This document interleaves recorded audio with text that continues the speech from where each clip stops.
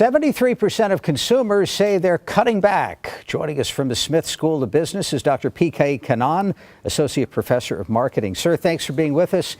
You recently conducted a survey. What did you hear from people? Well, what we found from the survey was 14% said they've either lost a job in the last 12 months, and 78% of the survey respondents said they at least knew somebody personally who had lost job in the last 12 months. So this kind of gives us an indication that people have either lost jobs or some people actually know people who have lost jobs. And so consumers' confidence is really low and they are shoring up for bad times, and so their expenses are going down. What sectors are hardest hit by that? Well, what we found in the survey was non-essential services are being hit very hard. So we are talking about dining out less. 53% said they are dining out less. 58% people have said that they are traveling less. And 47% also said they are going to sporting events less.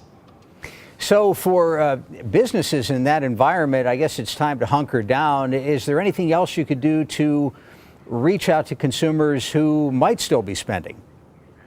Well, the problem here is for businesses, they have to make sure that they have consumers coming back to them. Even though they might be going out less, that means they still have to be in touch with the consumers.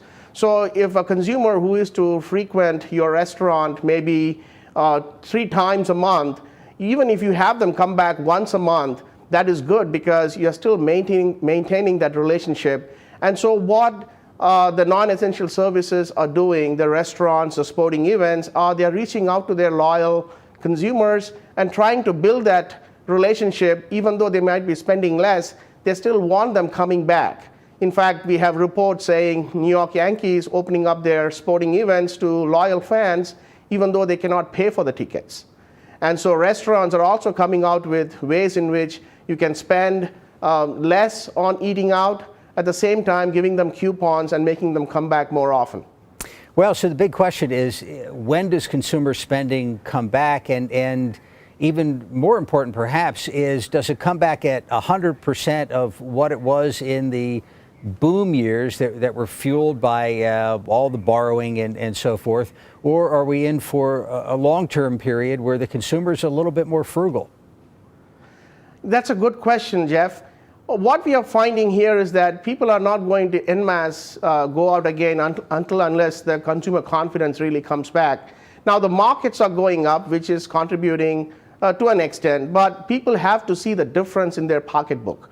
They got to get jobs which are paying well. They got to have a confidence that they can hold on to the jobs that they have before they go out and spend again. And easing of credit also helps. Credit card rates are pretty high, and if consumers can borrow more, then the confidence will come back. And we are talking about a little way off now before those kind of conditions occur. And so what services are doing at this point is to just hope for the best to come through, while at the same time maintain the relationship with customers and make sure that they still consider them when they go out to eat or go out for sporting events and so on. We hear a lot about green shoots in the economy. Did you find evidence of that in the survey, or are there other silver linings that you came across? Well, what we found was that non-essential services are not being hit back so badly. What we found was that people are still holding on to cable TV services, although they are paring back on the extent to which they have extras and things like that.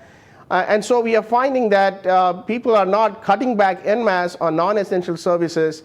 And so these are some signs that people haven't lost confidence totally, and they still need all these services.